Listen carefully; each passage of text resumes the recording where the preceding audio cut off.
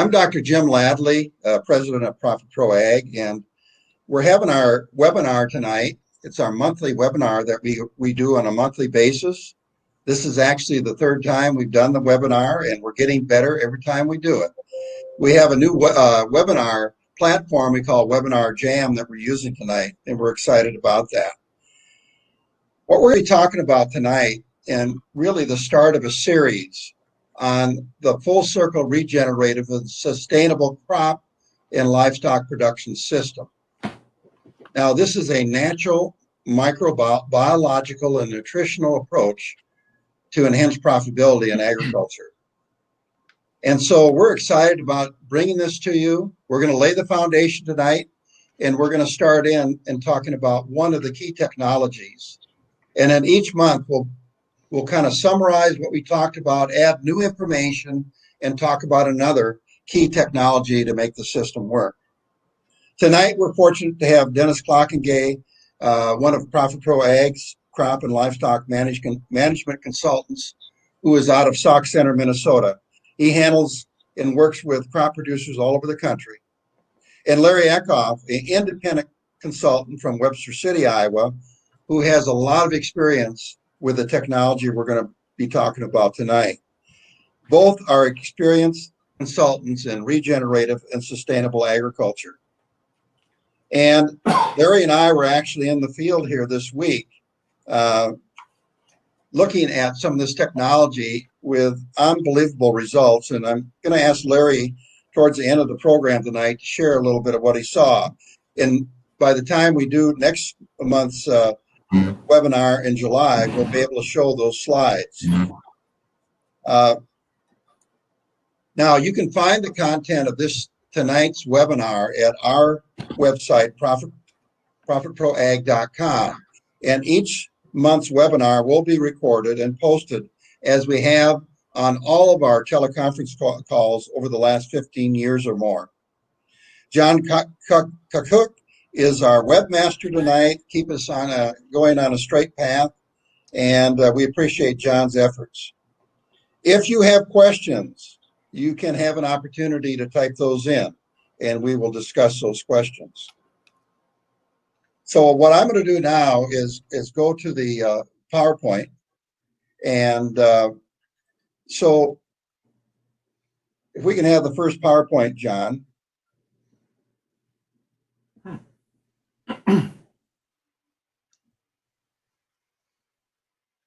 As I mentioned, this discussion tonight is going to set the format for a number of months of discussion on the topic of regenerative and sustainable agriculture. Now, as we talk about today's agriculture, you know, I've had an opportunity, I hate to say it, to be involved with it over 40 years. And I was trained as an industrial agriculturist through the University of Minnesota and Michigan State. I had an opportunity to work for Eli Lilly Elanco for 7 years and learn how corporations work in agriculture. And then left in 1979 and started my own company. At that point, I had an opportunity to work with all the different companies in the ag sector, from the seed to the equipment to the crop protection side. And we did a lot of work in research and development, writing tech manuals, training people in all aspects of agriculture, having major field days, working with the National Soybean Association across the country. And I got to a point in my career, after about 15 years into it, one day I was out in the field observing things, and I said, you know, this isn't really working. And I took a 180-degree turn at that point and adopted a more, what I call, regenerative and sustainable crop production system. And from there, we have developed a program we call the Full Circle System that we're going to talk about tonight.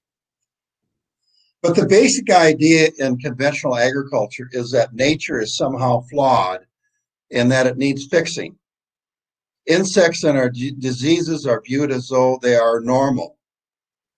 The soil is not considered to be alive at all, and it's treated that way. Typically, the soil is treated as though it's inanimate, and intervention at every point seems to be the mode of action that everybody thinks is necessary for survival. So John, we can go to the next slide, please.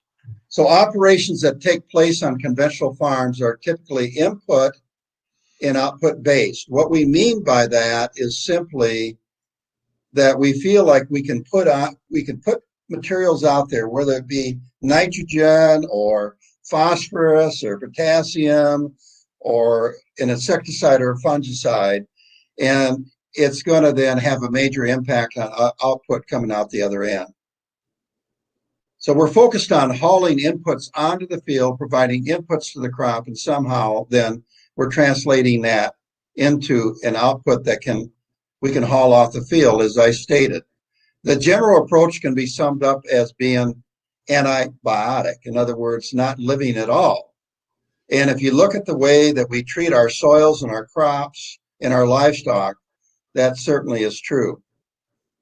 Oftentimes, we're using these very toxic materials as an insurance policy, we think. If there's something that you don't like, be it an insect or a disease, the typical remedy is just take it out, just get rid of it. So as we look at the next slide, conventional agriculture, and we look at the profitability of that, as soil health declines, the need for more NPK, high salt fertilizers, and pesticides increase to achieve the same yield. And of course, during this period of time, in the last 20 years, we brought on now the GMO technology. Somehow we can buy solutions in a bag. In turn, grower costs each year have increased, narrowing their profit margins. On low market years like we're going through right now, there's no profit margin at all. And so as we look at the next slide, this is something that I put together from an article out of Saskatchewan, Canada. The relationship of soil health and grower net profit versus increased high salt fertilizer and pesticide use and the impact on human and animal health and profitability. We're really caught up in what I call treat the symptom mentality. If something is there, as I mentioned, we then come in with some kind of toxic material to just take it out. Now, in the bottom line, the red represents, since the mid-1940s, the increased use of high salt fertilizers and pesticides.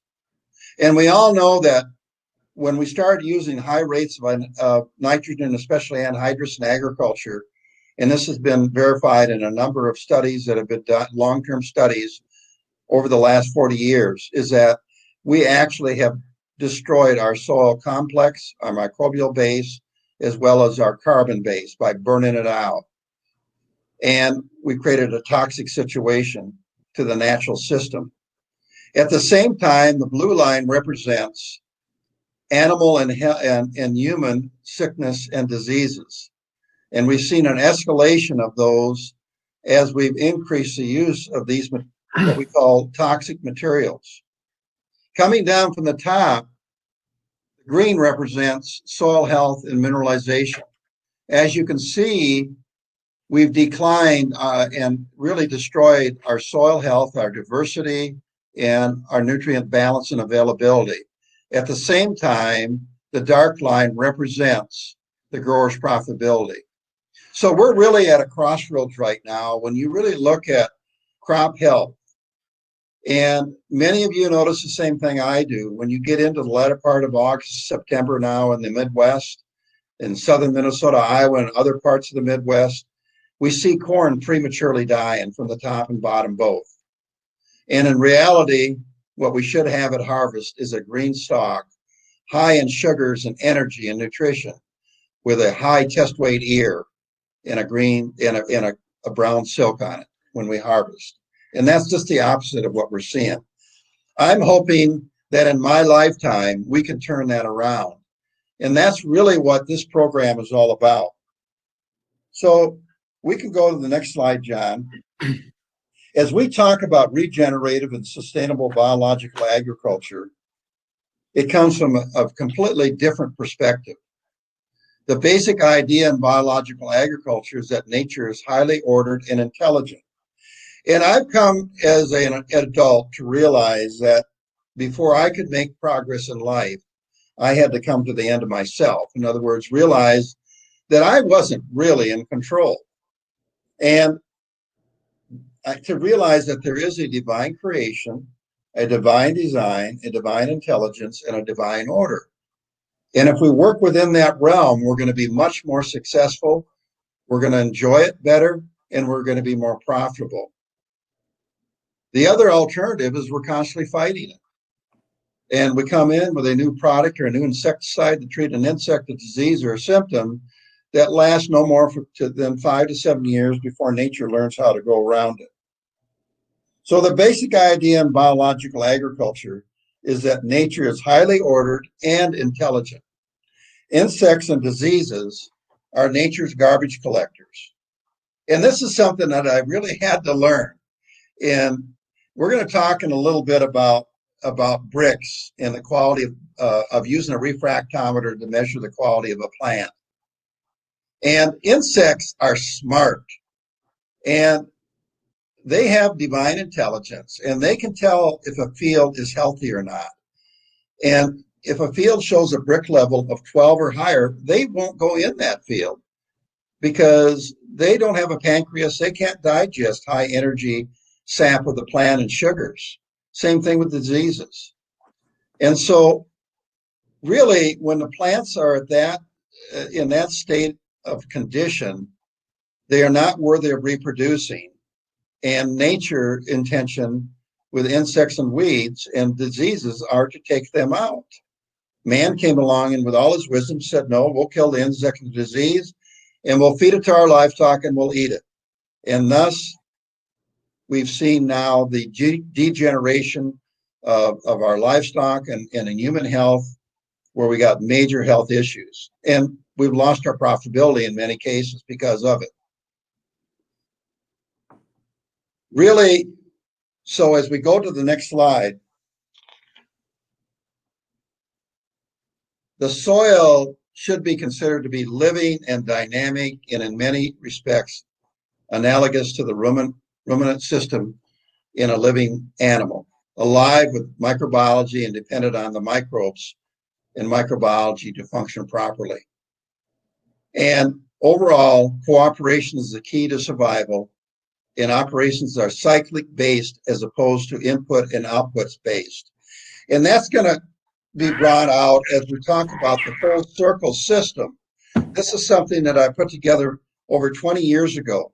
What goes around comes around. Each year in farming, we have an opportunity to do it right and to build strength in the system, build health, build our microbiome, build our nutrient balance and availability. And so that's really key. The general approach is one that we might call probiotic at every turn. Life at every level tries to enhance her as to oppose to the antibiotic approach that we do in conventional agriculture. So as we look at the next slide there, what we want to talk about is adopting a biological perspective. And Charles Mercer in 1919 said, the farmer's work is with living things, and living things, whether animal or plants, cannot be managed by coercion. It is fairly obvious that in much of agriculture's world, the essence of this message has been lost because coercion at every level just seems to be the order of the day in the way that we farm. So as we look at the biological side of agriculture on the next slide, it really shows the tremendous depth that microbes and biologicals play at every turn in agriculture. And there's very specific advantages of the soil biological system. And some of these include, as outlined there, improved nutrient uptake and utilization, renew soil aeration. And how do they do that? They do that by creating aggregates in the soil and open the soil up so it can breathe, and it can bring in atmospheric air that's high in nitrogen. And as we'll learn with Larry tonight, in some of the biodyne technology, they're loaded with nitrogen fixers. And there's 34,000 tons of nitrogen above every acre, and it's free if we can fix it, but with the microbes in a form the plant can use. In this process, we then improve the water infiltration and utilization of drainage in the field. We reduce the soil compaction and improve soil tilth.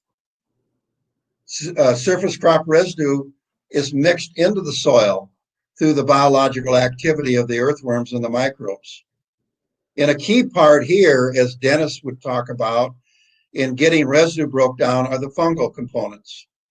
And that's why in our fall program that we're going to talk about in this program, as we go through the series, I really believe the most important thing we can do in a crop production program is our fall crop residue program, where we go out with the right key natural ingredients and spray it on the residue in the fall or as early as we can in the spring to bring that carbon and that energy down into the soil, to bring the nutrients down into the soil and get rid of any insects, diseases, or mycotoxins that are in that residue.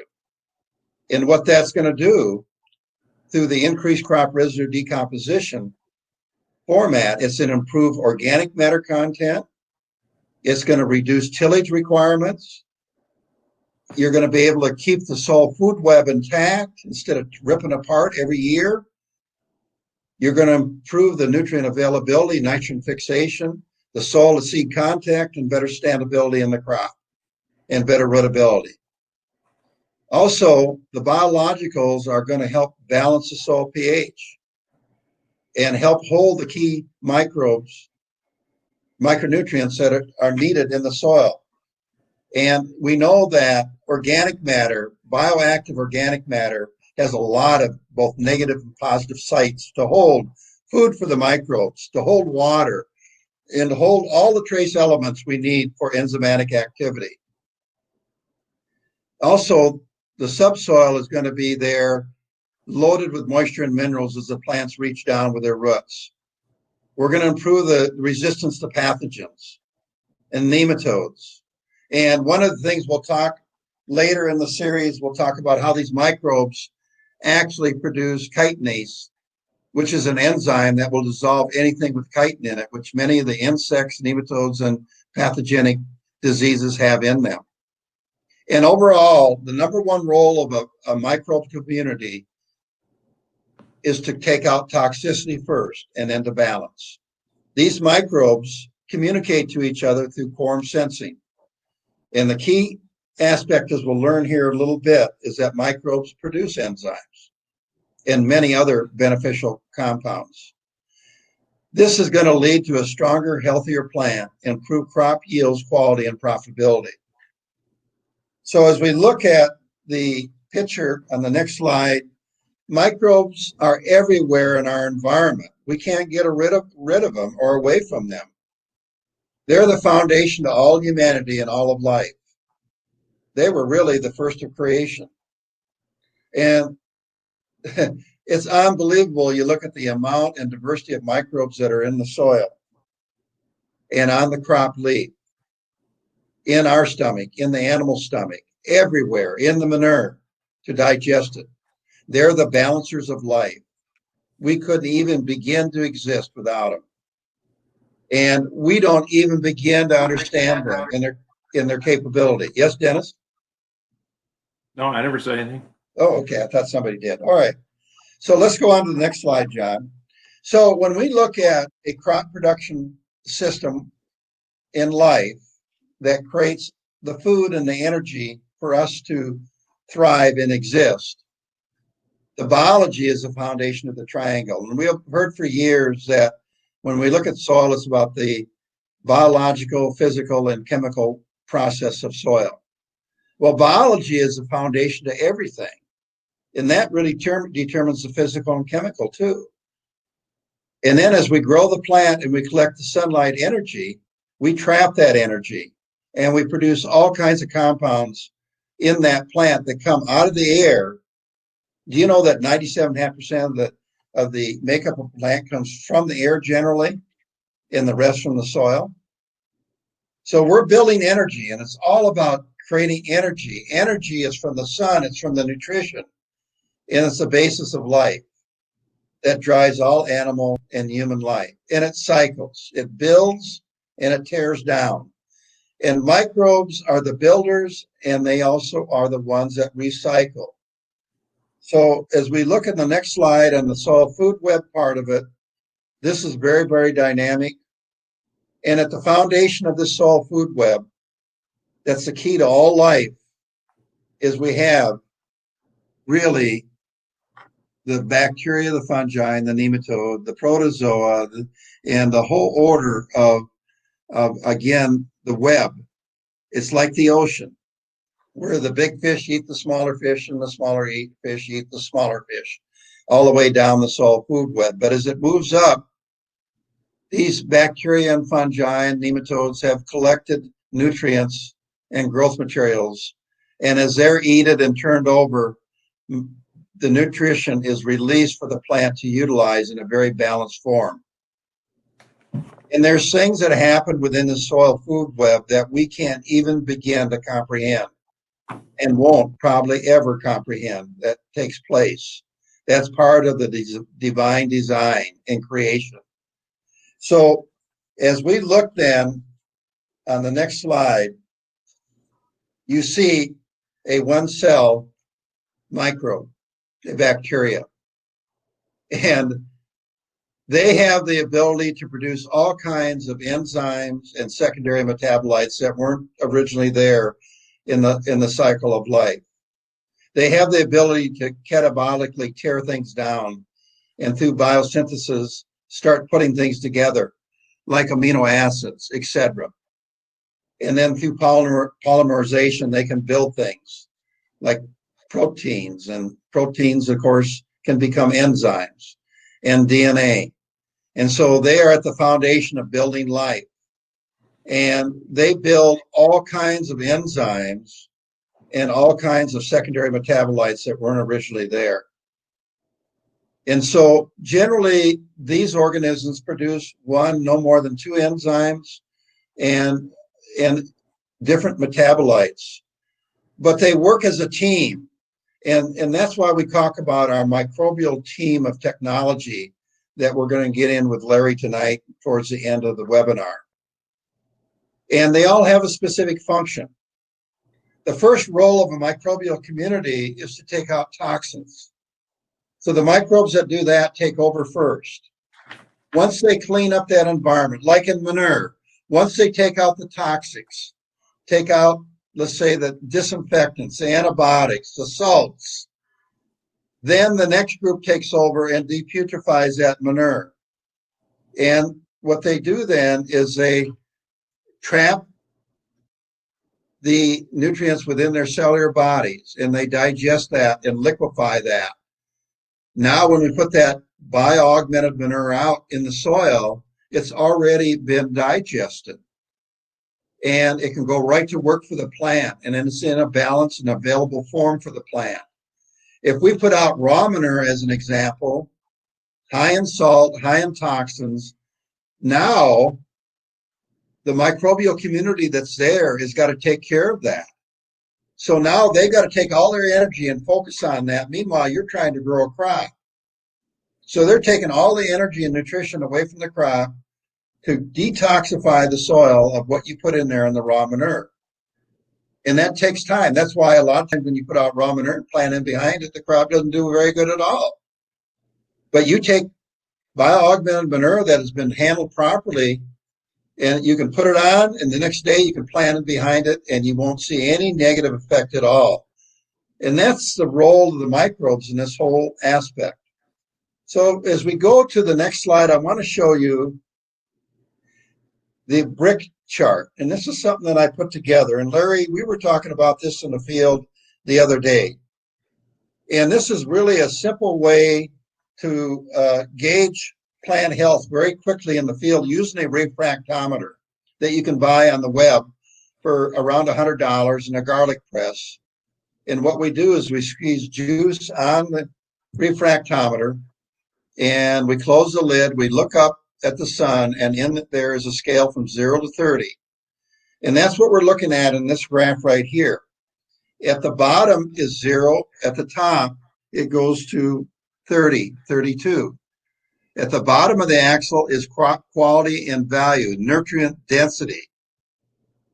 And on the left is a brick scale, 0 to 32. You notice here, and Dennis and I have used this for years, and anything from 0 to 8 is very, very low quality. It's very low nutrient dense. It's probably a crop that has toxins in it, soil that is not biologically balanced and active. And you're going to have a lot of disease, insect pressures. You're not going to have very good taste and flavor in the food. It's not going to store very well. It's not going to have very good shelf life. If you have a tomato in this range, you put it on the kitchen shelf, it's going to rot in 3 or 4 days. On contrast, if you move up to a brick level of 12, now you're getting into nutrient-dense food with good taste and flavor beginning. And anything above that, insects generally won't go in the field because it's just too high energy, and it's crop that is worthy of reproducing, not the stuff that was down at 8 or below. And so you're going to have less insects, diseases, weed pressures will start declining. You're going to have, again, a tomato, when you put it on the shelf, is going to stay there. It will not rot, but it'll dehydrate. So it has better storability. And now you're getting into value. If you get up to 18, now you start putting a lot of energy into that food. And you get above 18 into that 20 mark is when all the wonderful secondary metabolites in a plant come into effect. And the plant can produce thousands of these materials. And hopefully next week we'll get into that a little bit more. But this is really one thing, Jim. What's Jim, that? I want to make a point. I want to make a point. The higher the bricks of the plant, also the more you're going to be feeding that soil, because the soil or the plant gives off exudates, and the exudates are going to be, you know, your carbonates and your sugars, your carbons, that type of thing. And so the higher the bricks, the better you're feeding the microbes in your soil, and the better you're going to improve that soil as well. Dennis, that is a very good point, because, you know, they say that the soil feeds the plant feeds the soil. And we got a graphic on that that I should have put in right here. But Dennis, you make a very good point.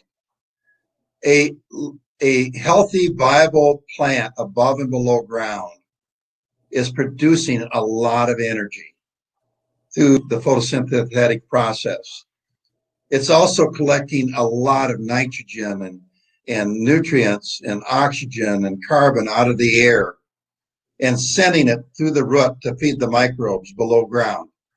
They say 30 to 40% of the sugars that a plant produces is exudated out of the root to feed the microflora. And when they get that, then they start working harder for the plant. And we know there are microbes that live around the plant in the rhizosphere. They live on the root and they live in the root, actually in the root, like the mycorrhizae fungi. That is very, very important. And that's why leaving the soil undisturbed as much as possible, using crop rotation, cover crops where appropriate, really helps build that whole complex below the ground. Cover crops feed the soil. They build the bioactive carbon. They build the biomass, the diversity, the nutrient holding capacity and diversity of nutrients in the soil, and all the trace elements.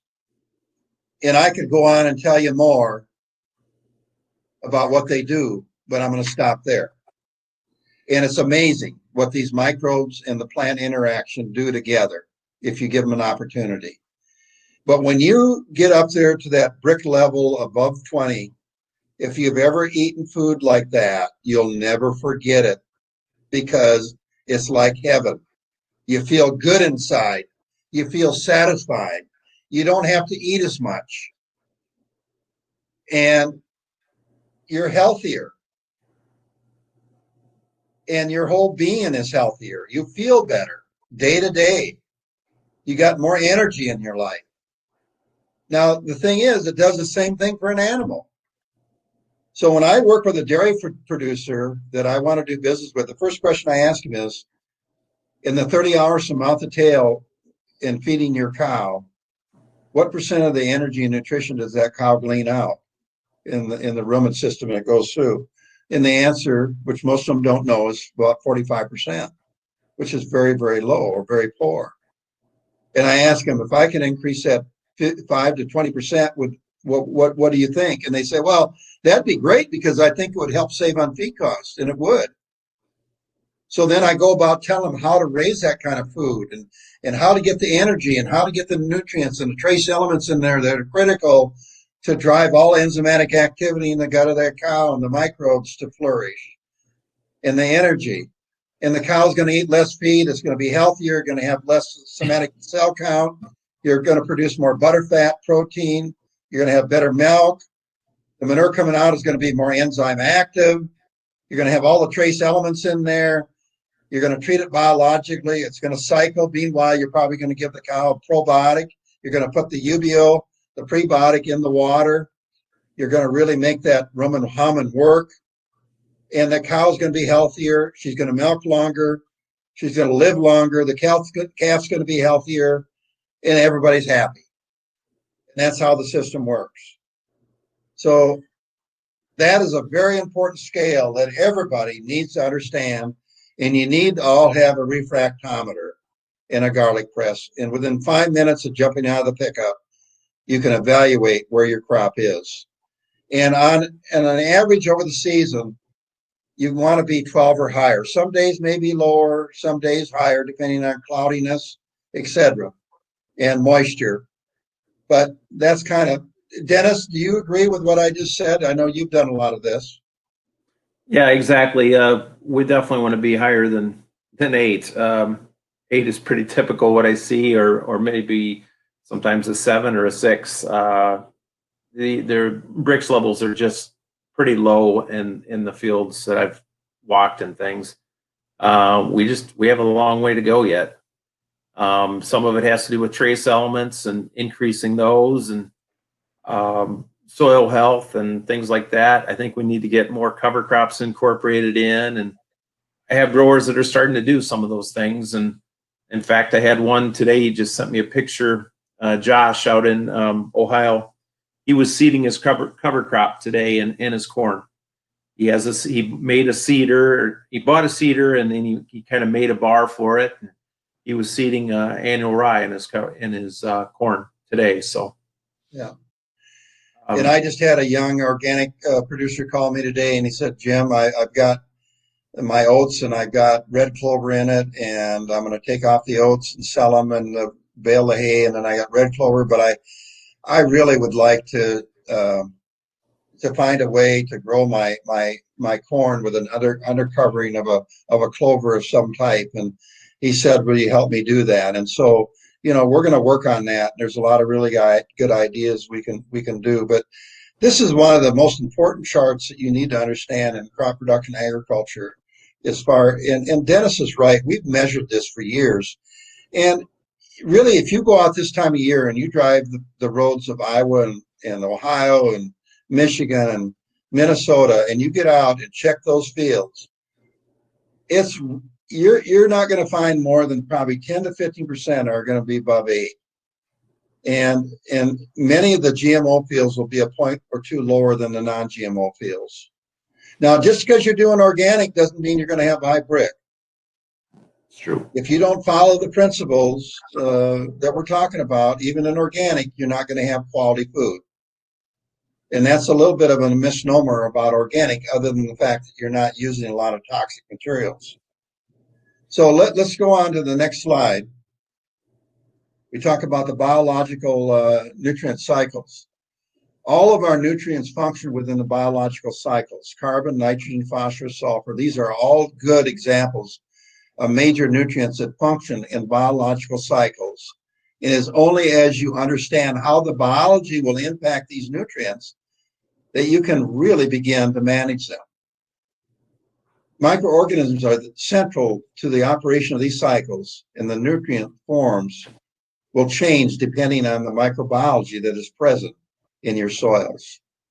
And so what we've really done to most of our agricultural soils, with the overuse of toxic materials, high salt fertilizers, anhydrous, is we've nuked them. And what we got left is the garbage microbes, the pathogenic microbes. They're there to heal. Just like weeds are there for a reason, because your soils are nutritionally out of balance. Balance your nutrients, get your trace elements there, get your bioactive carbon up and your biodiversity, and weed pressures go down dramatically, or they shift. Then if you have a high mag to carbon, a calcium ratio, you're going to have weeds. If you have a high potassium to phosphorus ratio, you're going to have broadleaf weeds, right, Dennis?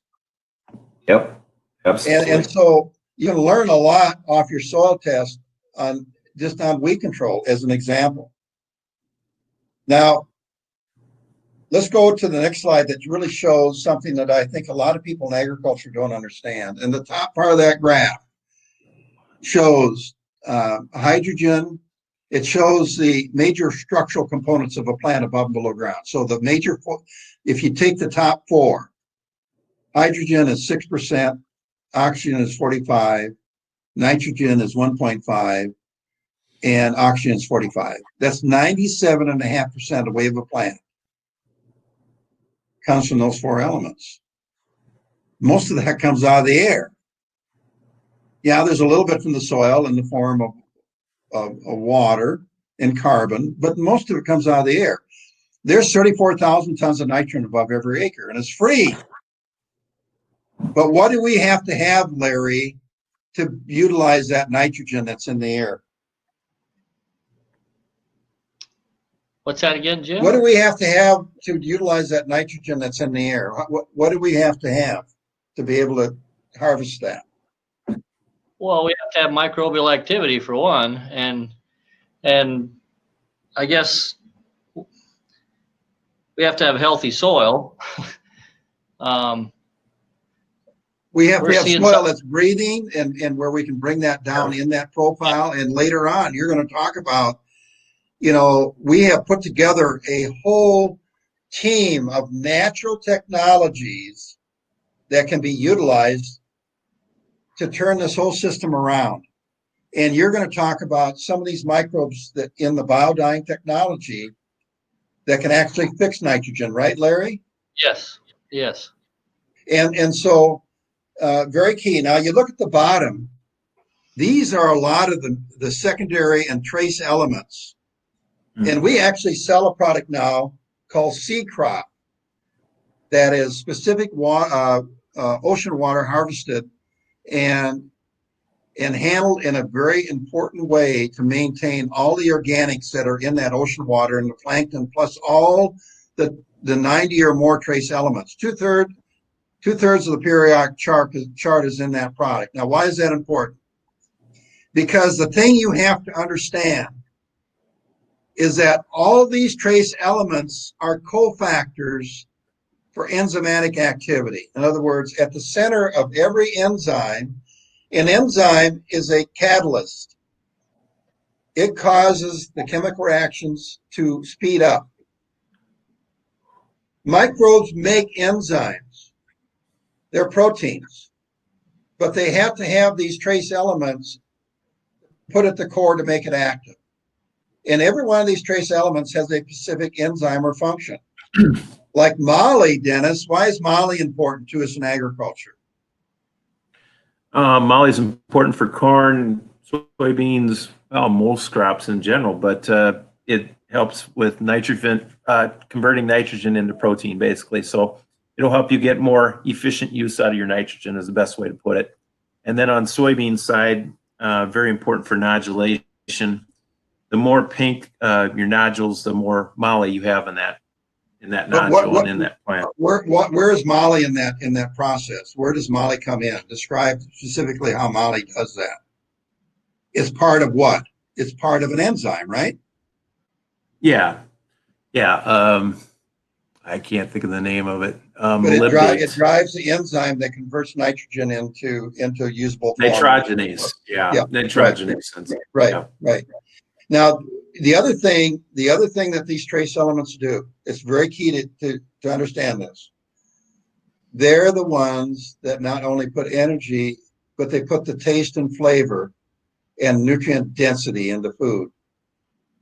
So if you want to have a high test weight forage or crop or grain, you've got to have the trace elements. So you see how important these trace elements are? We can't function without them from the enzymatic point of view, and they're part of all the secondary metabolites that the plant and the microbes produce to improve the health of the food production system. And I can't emphasize the importance of these trace elements. That's why I think that's what we're missing. I think that's what we're missing a lot on these low Brix plants too. We're just missing trace elements is a big part of that. And then of course calcium and phosphorus, but the trace elements I think are really where we're missing the boat. And that's why exactly, Dennis. And that's why we really talk about microbiome and the trace elements as being the foundation that is needed. And we tend to emphasize. Let's go to the next slide here. Now, this one I put together to show what we kind of talked about at the top. You have carbon 45%, oxygen 45%, hydrogen 6%, nitrogen 1.5%. Now, look at the atomic weight on those elements.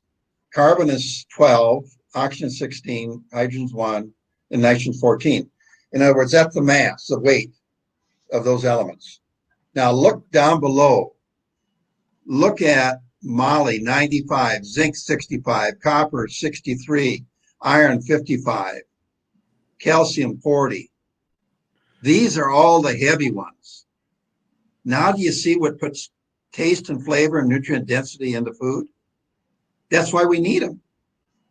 And it's really critical. If you want to have high test weight, 60 plus test weight corn, you got to have these trace elements or you won't get there.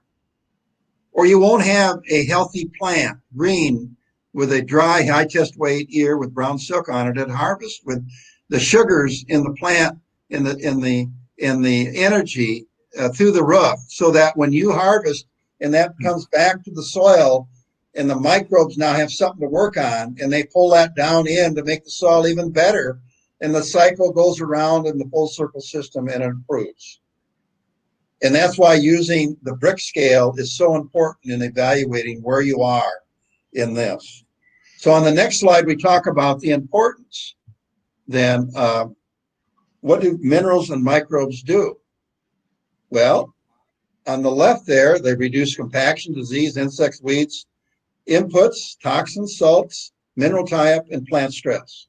They improve, on the right, drainage, aeration, microbial activity, recycling of nutrients, mineral balance and availability, crop residue digestion, water utilization efficiency. Okay, on average, on the water utilization, it takes about 5,000 gallons of water to produce 1 bushel of corn. But if you have a highly balanced, biologically active soil, it maybe takes 3,000 or 3,500. So you dramatically improve your water efficiency and storage. Because carbon will hold 4 to 5% of its weight in moisture. So the more bioactive carbon you have there, the more water holding capacity you have. Microbes are 80% or more water. So when you have a lot of microbial activity and diversity, you have a lot of storage of energy and water and nutrition in that soil profile. And what this does then is optimizes the plant's genetic potential, improves feed and food quality. The end result of everything we produce is something's got to eat it, right? So that's really the key. So as we look at the next slide, this is a picture of one of my cornfields about 12 years ago. And you can see how green that corn is. And that's indicative of a healthy corn. You can see in the manual or the digital refractometer, I think we had a 3.9 or 3.4 Brix level. Certainly was above 12. And I wish I could show you the neighbor's field because it would have a Brix level of about 6. And so look at the double ears on that stalk. But look at the ability of that plant to produce energy, capture that sunlight energy. And when we were in the field yesterday and talking and driving home, we got talking about, really it's all about energy production, producing energy. And that's really what it's about, is energy, and nutrition is energy. And during the season, we want that energy curve to be going up. The problem is, in industrial ag, it's coming down. It's not going up as we go through the season. Thus, our crop is prematurely dying when we get into the end of August and September, instead of being a healthy plant at harvest. The next picture kind of shows that and makes the point. That is a healthy crop at harvest. So if we go to the next slide, John, it shows the impact that it has on test weight and profit. Now, yes, here I'm using $4.50 corn, and it wasn't more than, what, 3 or 4 years ago, corn was $7.50. So everything in agricultural cycles, up and down, and we will see it come back because we have a major shortage of food around the world. Now, if you're producing 56-pound test weight at 15.5% moisture, at $4.50 corn, you can see there the proceeds on an acre is $900.48. But if I can take that to 61-pound test weight corn at the same price, I realize another $80 an acre of profit. Now, you're going through the motions, you're paying the land tax, you're running across the ground, you're spending the money. Why not capitalize on it and really turn your plant factory on and produce this high energy, nutrient dense feed and forage and food and grain and capture more value per acre? That's really what that shows. So as we go on to the next slide, we talk about then the regenerative and sustainable farming system that we're going to be on from now until I'm no longer on this earth. Okay? And I'm having too much fun doing it. But this can be repeated indefinitely with a positive impact to the environment, the ecology, the food chain, the consumer, and the grower's pocketbook. And it results in a net gain in soil productivity, carbon fixation. You know that they're going to start paying you now to sequester carbon. Why not capture some of that carbon on your farm and get paid for it? Nutrient density to food and fiber. We've been talking about that. Improvement in air and water quality. This has a major impact on water quality. And what are we hearing about in Minnesota and Iowa? Every day we hear about how bad our water is, how all the nitrogen we're putting on is going down the Des Moines River. And the Des Moines Water Works is suing the farmers upstream because of it. And we're going to improve sustainability and profitability at the animal level. Right now in our swine industry today, because of how we're feeding our swine through the production cycle, we're losing somewhere between 10 and 15% of the baby pigs from birth until they go into nurseries. And it's all because of lack of proper nutrition in our food. And it's heavily laced with aflatoxin and mycotoxins. And it doesn't begin at birth. It begins at conception. Yep. And how you're feeding that sow from the day of conception determines the strength and viability of that pig all the way through its life cycle. And do you think that doesn't account for human beings too? Absolutely. So why do we have a problem in our human population in the mental capacity of people and their ability to comprehend and to learn and to remain healthy? Is because of how we're feeding them. Nobody in our society today, in all the talk that we have about health and the pandemic, is talking about preventative health and how to eat healthy and how to raise healthy food. That's the foundation of the whole thing. And nobody gets it. Nobody wants to talk about it. And the reason is because if you listen to the experts, it's all about power and money. In ag, the more we can keep things out of balance. In human health, the more we can keep it out of balance, the more we can charge you to help you think you're going to get healthy. And that's what the system is built on. It's a travesty. And until people are educated and understand, we are not going to turn this around. So when we produce this kind of food, we have a net improvement in consumer health and a net improvement in profitability. Farmers are going to produce better, higher quality food at a lower cost and be more profitable and sustainable from year to year and enjoy what they're doing a lot more. And they're going to help heal the ecology that they're farming with. So what we've got there is the Profit Master full circle system for crop production. And at the center of that, we have the word balance. And balance is all about soil health. It's about biodiversity, number one. Number two, it's about mineral balance. It's about the soil bioactive carbon, and it's about getting rid of toxicity. Now, you got to have a foundation for the microbes. You need the bioactive carbon, the home. But it's the microbes that balance the soil ecology, the nutritional balance of the soil. And they're the ones that produce the secondary metabolites, and they're the ones that get rid of toxicity to improve, again, the soil health, the plant health, the animal health, and the human health. And crop rotation and cover crops are a big part of that whole system. So let's go to the next slide. We're going to start into now talking about the full circle regenerative and sustainable crop and livestock production system and technologies. This is going to be a series going on for several months. And we'll begin each webinar by building on some of the upfront foundational things we've already talked about. And then we're going to talk about a number of key technologies that will make that system tools you can use as a grower, as a gardener, as a person raising trees or turf can use to help get you to a balanced state of health. So on the next slide, we talk about objectives. The objective of this system is to control costs and maximize return on investment. If we're not profitable at the farm level, it all crumbles. We have to be profitable. So whatever we talk about or do better lead to more money in our pocket and better sustainability financially. It emphasizes and harnesses a healthy microbiome and natural pest control approach. We're not going to use the toxic materials.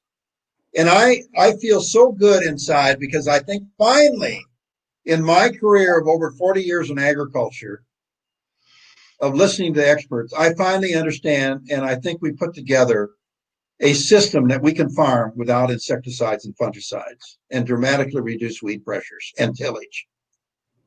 But what we're going to do is what Larry has been involved with in his consulting business with his customers. We're going to bring the fence row back to the field row with a consortium of 54 or more microbes. These are natural microbes.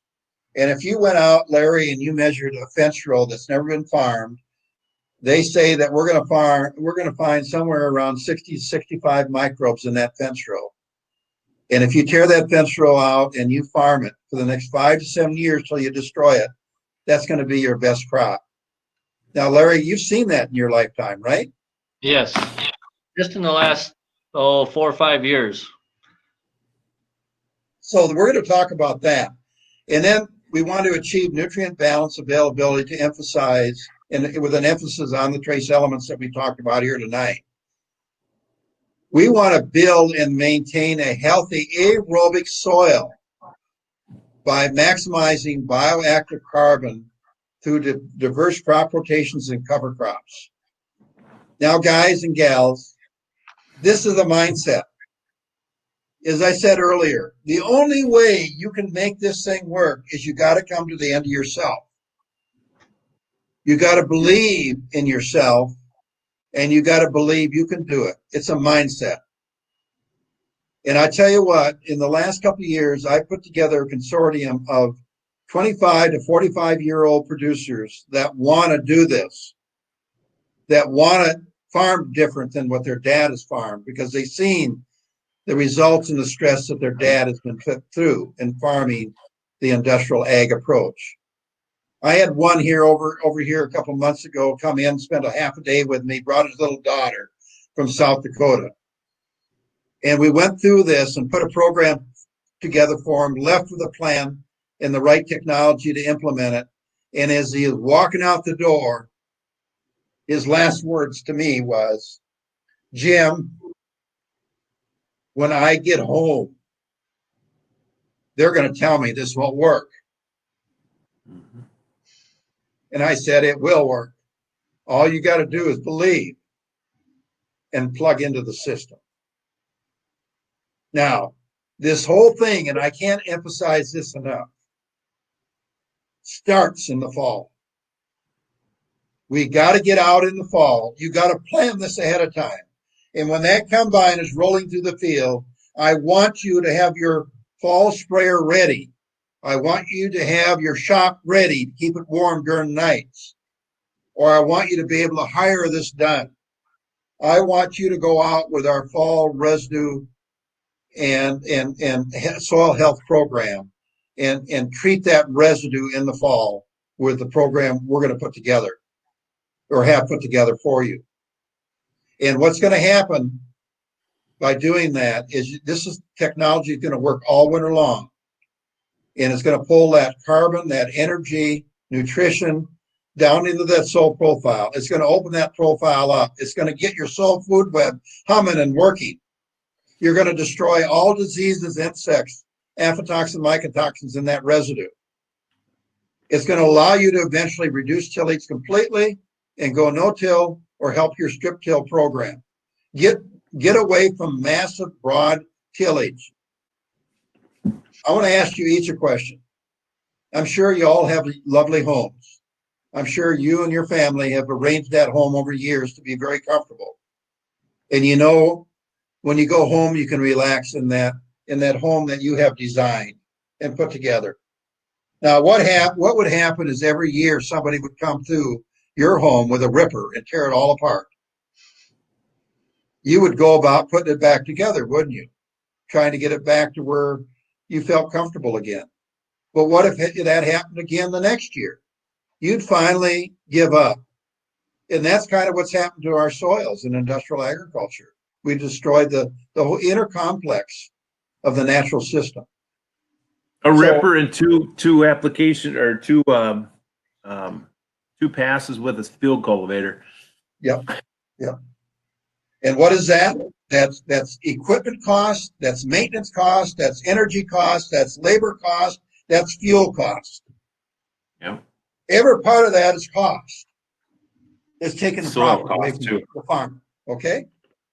Let the microbes be the ones that do all the management of the residue and are really the ones that manage and turn that soil over.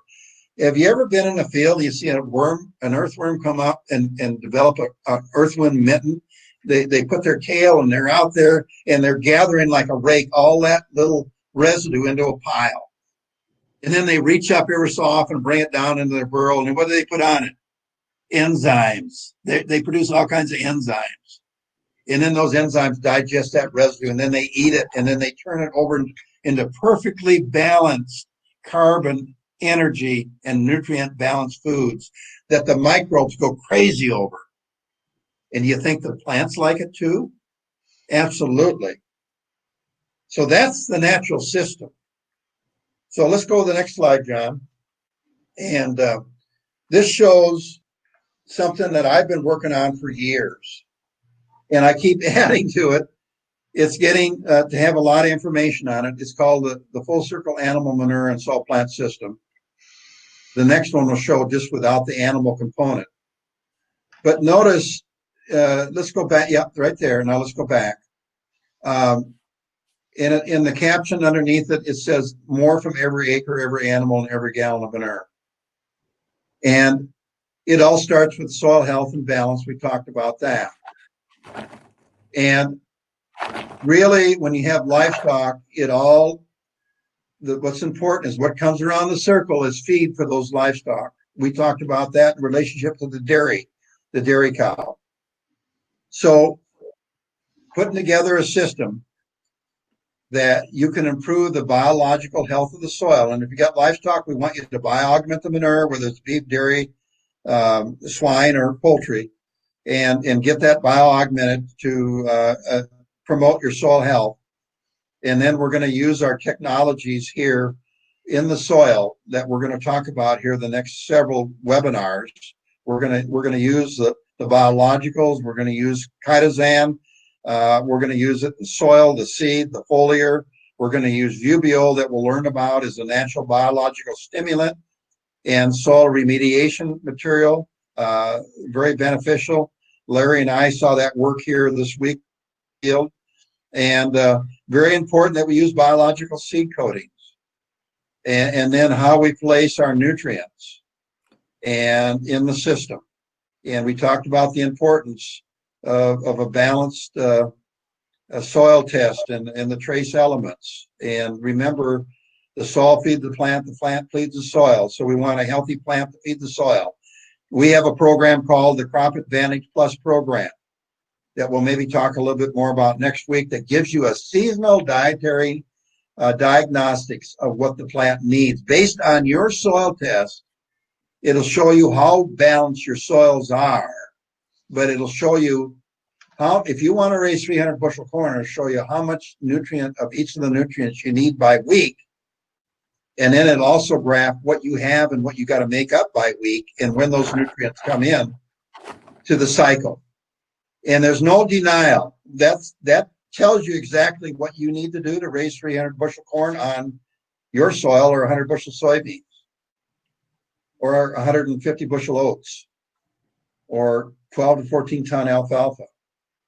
And so this kind of lays it all out. And of course, there to the right, we talk about crop residue management, nutrient cycling. And that's all about next year's crop and being able to build into a high yield and quality production program. And then if you're doing high moisture feed, corn silage or haylage or whatever, we're going to use our biological forage enhancer with that. And what that does, it takes that high quality trace mineral energy packed food, high test weight, and it breaks it down into smaller energy and nutrient bites. And it takes out all this, if there's any mycotoxin aflatoxins in there, it'll take it out. And it adds all kinds of wonderful secondary metabolites to that feed. So when you feed that dairy cow or that beef animal or that, that pig or that chicken, man, I mean, it's like heaven. And as long as we make that monogastric or that ruminant animal healthy inside and have the right microbiome in there and have good water quality going to them and have the UBO in the water, my gosh, the things that we can do with that animal are just unbelievable. And we'll talk about that in future webinars here. And then, of course, if you got animals at the bottom there, it talks about, it's all about the environment and how we control the odors and the flies and the pathogens, etc. So on the next one, we talk about their achieving a healthy crop from seedling to harvest. And so we implement the same technologies just without the animal component. So as we go to the next slide, now we start getting into the full circle regenerative sustainable crop and livestock production system technologies. The foundation of this is really the microbiome and nutrition. It doesn't get any more complicated than that. Don't make this complicated. It emphasizes the trace elements we've been talking about all through the program here tonight. The timelines and system components of this crop full circle system on crops, it begins in the fall, or it begins pre-plant, at plant, in season, at harvest, and after harvest. Now, in the next slide, we talk about what we're trying to do here with these, what we call crop management technologies in our system, is we're going to talk about multi-species biological products that have been carefully put together. And this is what Larry has been working with that he's going to tell us about tonight. Next week, we're going to get into the natural biological stimulants. And this material is unbelievable, what we've been able to do in crop production, livestock production, biodigesters, waste management, ethanol plants. it's really, really phenomenal what we can do when we turn these microbes on. And then we're going to talk about biological and nutritional seed treatments. We're going to talk about natural biocontrol agents for insects and nematodes. You understand that we have a compound that is the second most abundant element on Earth, which is chitin, in the form of chitosan that produces chitinase, which is an enzyme that will dissolve anything in it, any insect or nematode or pathogen that has chitin in it. And it's a naturally produced material. And when we put it in the profile on a plant, it stimulates the plant to produce its own chitinase to attack the pathogens and the insects and the nematodes naturally. This is already here. It's been here since the beginning of time. We just never have understood it or harvested it. And the other thing it does, it stimulates the plant to be healthy. It basically fixes the internal function of the plant, the phloem that moves the food up and down, and the xylem that moves water and keeps that healthy, and the plant stays greener longer. And you put that with the microbiome and the trace elements, and you've got a formula for a healthy soil, a healthy plant, a healthy ecology.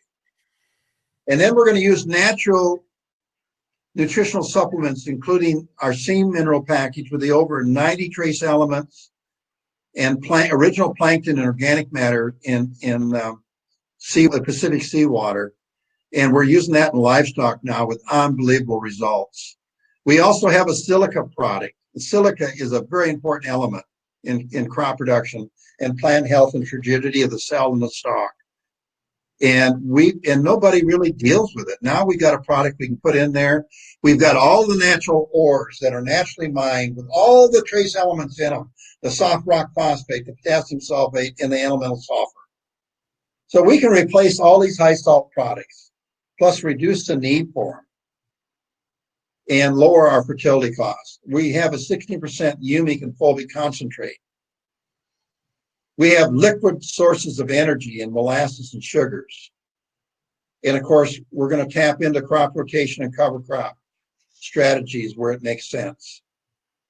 So let's go on to the next slide here, John. And so as I mentioned, and I want to reemphasize again, before we start bringing Larry on here to talk about this very dynamic FIRST technology group that we have, is I want to reiterate this fall residue digestion recycling program. I just can't emphasize this enough. And come August, September, we're going to be hammering this in field days and programs every chance we get to get our producers mentally ready to be prepared to do this, because this is going to start turning their whole operation around. It's a complete crop residue digestion program, trapping the carbon, energy, nutrition, and secondary metabolites into the soil. That's going to improve the soil seed contact. Larry and Dennis, I hear this all the time. In fact, you go to the meetings in the winter, usually it's a topic on the agenda. It's when it comes to corn, it's about uniformity of stand and getting a stand with corn, and the uniformity and the spacing and all of this. It's in every program. And they struggle with it, and they talk about it. Is it the planter? Is it the seed quality? Is it the planting depth? What is causing the problem?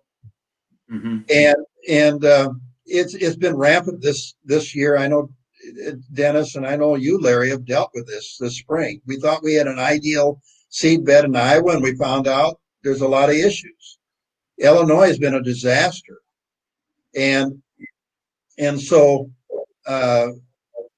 Larry, you want to make some comments here about that? What you've gone through here this spring? Well, for those doing tillage, we thought we had an excellent seed bed this spring. We had early in April, we had good conditions, drying conditions, and we in the last couple of years, we've really struggled to get anhydrous ammonia on. We've had struggled with planting in mud, and so this year, when it was halfway decent, everybody went out and did it all, and we got it all done in a very short period of time, and probably got in the field a little bit too soon, when it was a little bit too wet yet, in some cases, and caused some issues. And then we went in and planted right away, and then the rain turned off. We didn't get rain for a good 4 weeks. And we had what we thought was an ideal situation at planting time turned into be, it turned cold. We didn't get any rain, and we had very uneven emergence. In some cases, it looks pretty good, but just less than ideal stands in many fields. And then we finally got some rain and some heat, and it started to come up, and it was somewhat uneven in our emergence then.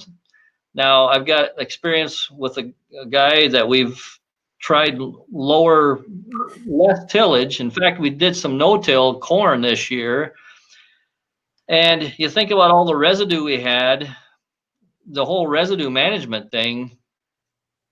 It's going to be a huge thing, I think, as if we can manage that residue in the fall, right after harvest, get out and put something on, put microbes out there to start degrading that residue.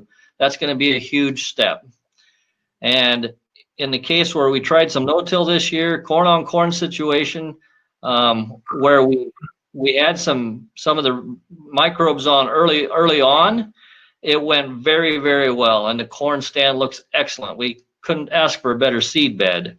Maybe you have to wait a few more days just to get it dry enough, but once we got that seed in the ground, it all came up perfect. We didn't have any residue in that furrow. Everything, we had great soil to seed contact, great moisture, and it just all came up. In the case where we had a lot of residue there with some high producing hybrids last year that had a lot of residue, in some cases we didn't quite get all that residue cleaned off the row, and in those cases, and I think it's because of soil temperature, it came up very evenly at the beginning, but as it started to grow, those soils were cooler, and we saw some big differences in plant growth after that plant emerged. So this whole residue management thing and the less tillage we have, it's going to be a big thing. And it seems like the GMO corn stalks are a little bit more difficult to break down than conventional too, don't you think, Larry? Or how do you feel about that? I don't know if we lost Larry here or not, but so, the fall residue program, we're trying to emphasize the importance. So what we're trying to do is get complete digestion of the crop residue, which will help eliminate the insects and mycotoxins that are in it. And, all of the root and foliar diseases that are harbored in that residue. Remember, we talked about earlier, when we have this home for these pathogens and insects, they're really nature's garbage collectors. And so as we improve the health of the soil through the fall program, we get more bioactive carbon, more biodiversity, more nutrient balance and availability, eliminate the toxins, and we're going to do a better job of controlling production cost over time and improve yield, quality, and profitability on an acre basis. So that's really the key. So let's go to the next slide. And so Larry's going to kind of, on the next couple slides, is going to talk a little bit about the Biodyne microbial product technology. We call it the microbial team technologies of products. And these are, I've been in this business over 40 years, and I've never seen formulations of microbes put together quite like this, and I'm really excited about it. As it relates to using these technologies as a seed treatment or in the soil in many different ways and timing, and in the fall residue program. So let's go to the next slide, John. And so Larry, kind of tell us about because you've worked a lot with these products over the last 3 to 4 years. And tell us a little bit about their capabilities and characteristics. And then we'll kind of go through those products and you can kind of relate how you use them and what you've seen with them. Okay, so what we've got listed here are just the groups and their function, the groups of these microbes. So in the diverse blends we have, the first one on the list here is diazotrophic microbes. Diazotrophs are microbes that actually fix nitrogen from free in the atmosphere. So it's been researched for some of these, I think, in the 401 and the biocast products that we have in the spring. Those have been found. We've found 5 of those microbes that are actually nitrogen fixing bacteria. Now, I want to make a point here, Larry. Dennis, you told me about a product today that's being sold for nitrogen. What was the name of that product? Pivot Bio. Now, I was talking to a gentleman today, and he says Pivot Bio has one nitrogen fixer in it. Yes. Now here we've got products with multi Yes. nitrogen fixers in them. And as well as nitrogen fixing bacteria, there's also ammonifying microbes. So those microbes, I think we have 15 of those in the blend that actually convert organic N to ammonia, a form of N. So very important there as well. Breaking down the organics, making that nitrogen become more available throughout the growing season. Some more there, phosphate solubilizing microbes. So for us that live in the Des Moines lobe, we're a little bit different than some of the people around us, but in the Des Moines lobe here, where many of us are located, we've got very high phosphorus levels in our subsoil. We've got high phosphate in the soil, but a lot of it is tied up and not available for plant uptake. So what these phosphate solubilizing microbes do is make some of that unavailable phosphorus become available for that plant to take up. That's a very important one, and we've actually been kind of watching that as we use these microbes, what's happening to our P1 levels in our soil tests, and seeing some interesting things there. I'm not going to make any statements there. I think we need to look at that a little longer, but there's definitely something there. There's also many degradation abilities, the cellulose, the lignin, the chitin, the starch, the waxes, and the oils, all in these heavy residue air fields. It helps break those down more efficiently. Vitamin and excretory products, there's vitamins and molecules released from the microbe cells into the rhizosphere as again, we're the plant's feeding the soil's feeding the plant. Ceterophore production, that's the iron magnet. So again, in our soils, if we have issues in high pH soils, especially with iron chlorosis in soybeans, if you go take a soil test there and actually test for iron, you'll find that there's iron there, it's just in the wrong form. So we're seeing some great responses, especially on the in-furrow and on the seed treatments of this having very good effects on those high pH iron chlorotic areas that we just basically see very little, and if we do see some chlorosis, it's very short lasting and it grows right through it. Nodulating, nitrogen fixing symbiotic relations, nodules on soybeans. I got pictures of soybean plants about a month old from last year and from this year that you can't believe the nodules we've got producing in already on these plants. Now, Larry, with that comment you made, often we're spending money on putting on inoculants right on the seed on our legumes and on our soybeans. Are you saying that that's built right into these products so we would not have to do that? Yes. And is it a broad-based inoculant like we sell right now, inoculants for dry beans, for peanuts, for legumes, soybeans? So are these broad-based inoculants that can be used here? Jim, I'm not gonna say exactly what they are. I do still use in some cases some inoculants as well besides this, but I do think they are fairly wide range inoculants as well in here. I've got some seed treatments that I also use for the mycorrhiza, and some other things that I think are beneficial as well. Looking at the fungi side of it, mycorrhizal fungi instead of just the bacterial side, which is mostly what the Biodyne products are. Yeah. Okay. So another big thing here is the next one down is petroleum hydrocarbon bioremediation. That's where Biodyne started its whole existence, in bioremediation of oil, diesel, gas, and spills down in Florida. And actually, I think that's a pretty substantial part of what we're seeing for the responses. Honestly, if you think about what we've done over the last 40, 50 years, and what we've been doing to the soil, in the products we use, there's historically been quite a bit of biocarbons in that. I mean, it's you look at the herbicide use rates we used to do with the old products when we were putting a gallon of Lasso on or 5 quarts of Amabin on, and guess what that was? That's an oil-based product. Yeah. So then the next one, pesticide and herbicide bioremediation. So again, the argument can be, what have we done with glyphosate in our soils and things we've added? I think that's a big part of it as well.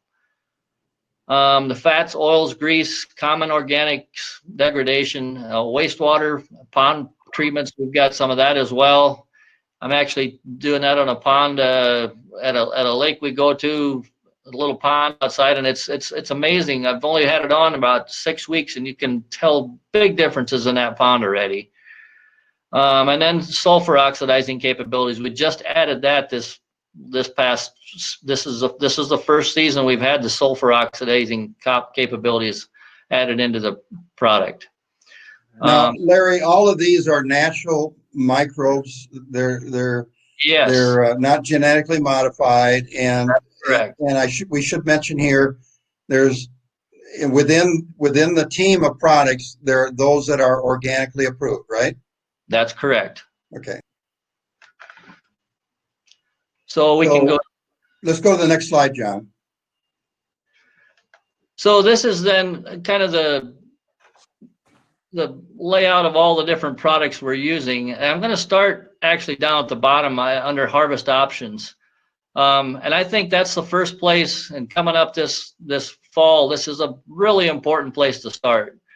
And we have 2 products. They're both the same set of microbes. Environoc 501 is the original product, and now we've got a product called Meltdown.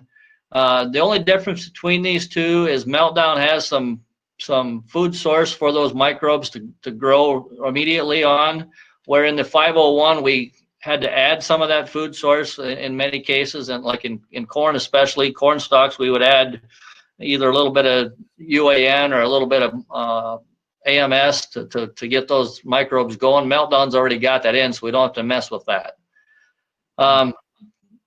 Meltdown, in my opinion, is probably the first, these set of microbes are the first things we should look at, and if we're going to look at using something in a microbial blend. I think this is a very important one, and get out there just as soon as the combine's pulling the sprayer. It's going to be a different frame of mind, but it's very important.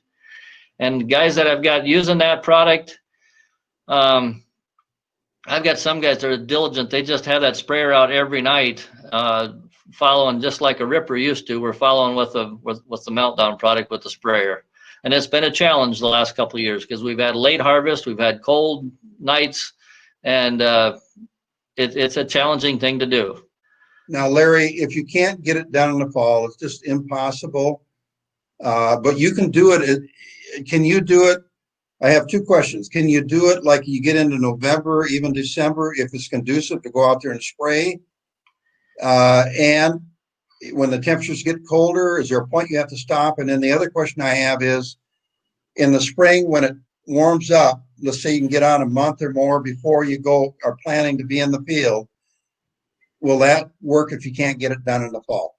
Okay, good. So yes, we went in the fall quite late. We had to put a little heater under the sprayer with a non-heated shop just to keep the thing from freezing up. But I would really highly recommend trying to get it on in the fall. And I realize once we start getting really cold temperatures every night and don't get above freezing, it's probably time to quit. And if we do get to that stage, then go to the spring application and try and get it on as early as you can in the spring. So I've had guys put it on in end of March, 1st of April, all the way to right up to planting time. I just had a guy who just finished planting here a couple of weeks ago, and he was putting it on with his pre-plant herbicide. So I think it's important either way, but I think the bigger benefit at planting time would be if you could get it on earlier. If you don't get it on early, I think there's still beneficial benefits to getting it on, even at planting time. As in season, you'll have some better carbon release just under that canopy of soybeans or corn, whatever your crop you're having. I think there's some benefits there as well. Then if we go up to that top at pre-plant, at plant, or pre-emergence, we got 3 products listed there. The BioCast Plus. Let me start with Environoc 401. 401 is a diverse team of microbes that we put. It's OMRI certified. It's 29 microbes. It's beneficials like we just talked about on the previous slide that we put in furrow basically. So 401 is the in furrow product that we use with or without starter. At first we were putting that in with starter. I've got most of my guys just putting that on with water now, or very reduced rates of starter. Right below that is BD BioCast, which is the same microbes in 401, only in a broadcast application. It's got some soil penetrating, or some food source, I guess, for those microbes to live on the surface until it gets rained in, basically. So it's the 401 microbes with some additives with that. Now the top one on the list, BioCast Plus, is a combination of the 501 microbes with the 401 microbes. So we got all of them mixed together into one product, or basically a combination of Meltdown and BioCast together, put all on in one application. So if you don't get the Meltdown on in the fall, you don't have in-furrow capabilities, you could use the BioCast Plus in the spring, and you get all those all together. And then in season, we've got one thing listed here is Respit RX, which is an ethylene inhibitor. It just is a product. I've had very good response with Respit, especially if we have injury, like if we have injury on a soybean crop, if we get hail or something. I like Respit and a little bit of our product is a liquid sugar. We call it BD Sweet. So just to give the plant some energy to get back to going. Just reduces the plant stress, enhances carbon fixation, promotes rapid growth, and just any type of stress you get on a plant. So any application you're doing, whether it's herbicide, or you're always putting some stress on a plant when you're spraying a herbicide. So Respit's a good thing to throw in the tank to alleviate some of that stress. Just this on the bottom of this screen, we talk about the whole microbial soil and plant relationship. Again, we push the two: feeding the plant is the plant feeding the soil, soil feeding the plant feeding the soil. Just all those things combined. I've just seen some really good things happening. You can tell in the soil the Meltdown product in the fall. If you get that on in like late September, early October, and wait about 3 weeks and go do your tillage, you can definitely tell in the tillage tool, it's going to pull easier. You're going to probably shift up a gear. It's just, I don't know. We have had very good experiences of that. And again, that's the first product I think I would recommend if you're going to do any of these. And same thing we see with the in-furrow product, the 401 or the BioCast, you just see a healthier, more robust plant. It's just a deeper green, just a healthier root system. We talked a little bit yesterday, Jim, when we were out pulling some plants, the glomulins on the roots. I mean, you can tell a difference in the roots. They're moist. There's activity going on in those roots. Yeah, really, when you have a really a good biological active soil in that relationship with the root and the exudates, you should really see, and Dennis, I know you've seen this, where the rich soil material is just kind of glued right to that root, and Yep. it doesn't fall off. You almost got to kind of like peel it off. But that interchange right there with the soil and that whole natural biocomplex and the nutrients and the energy and the microbe producing the enzymes and the secondary metabolites and the plant feeding the microbes and the microbes. I mean, it's unbelievable. And you don't see that in an industrial ag field at all. And you see it when you get into these kind of things that we've been talking about. Yes. Dennis, you've seen it, haven't you? Oh yeah. Yeah, for sure. And Now- earthworm, you take a spade full of, dig a plant out, and you'll see just it's loaded with earthworms. Larry, The residues being broken down, and you have a lot of actinomycetes all over the residue, the white. Yep. Yep. Larry, we were out yesterday for, and we went to 3 different fields of your customers. And would you just relate what we saw during that? Why were we there and what did we see? What did we come away with? Well, in those fields, we had some of the iodine microbes along with, in combination with the UBO. And we looked at just biodine versus biodine with UBO in the fields we were in yesterday. And it was kind of an eye-opening experience because we saw not only healthy plants where we had the biodine, but it was a dramatic difference between where we had those products along with the UBO.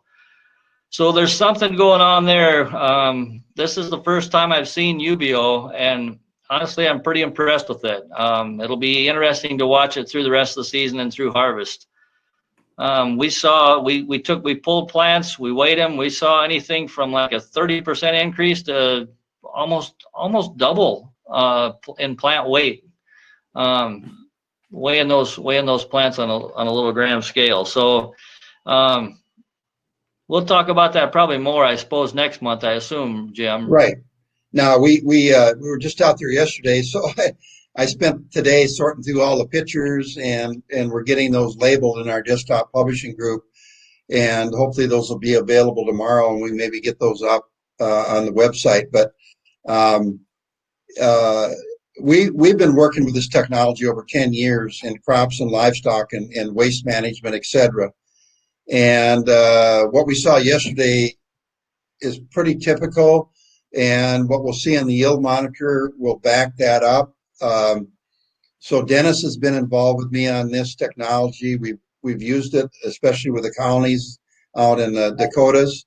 And but what I realized yesterday is that when you take a broad-based, actually excellent formulated microbial community of microbes in a formulation, and then you put UBO on top of it, it just explodes.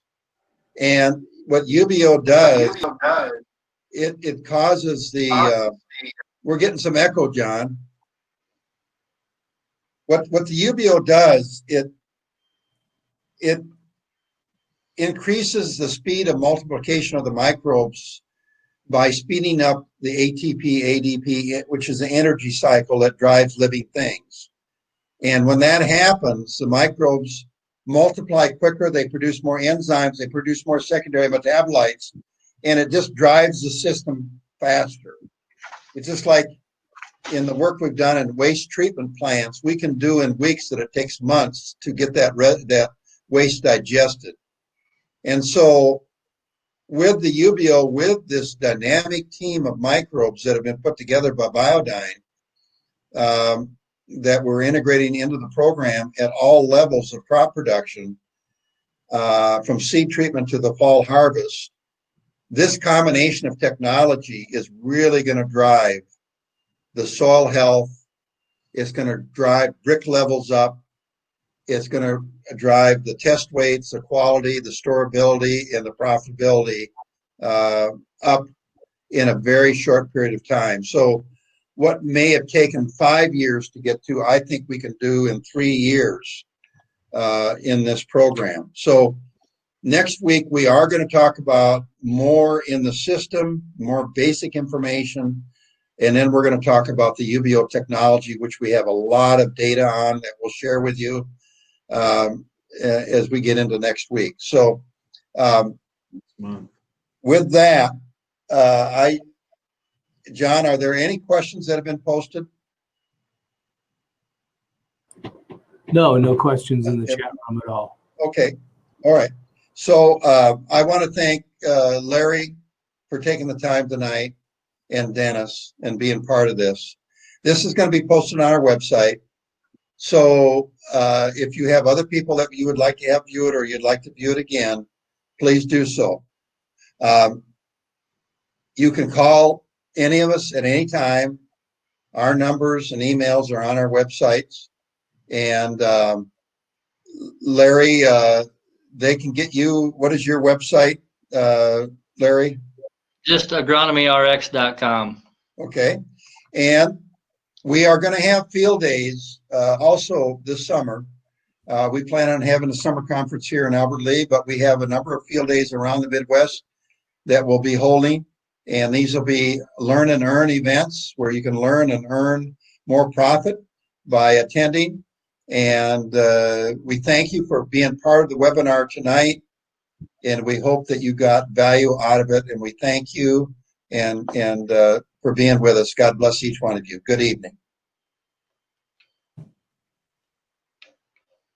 Each one of you. Good evening.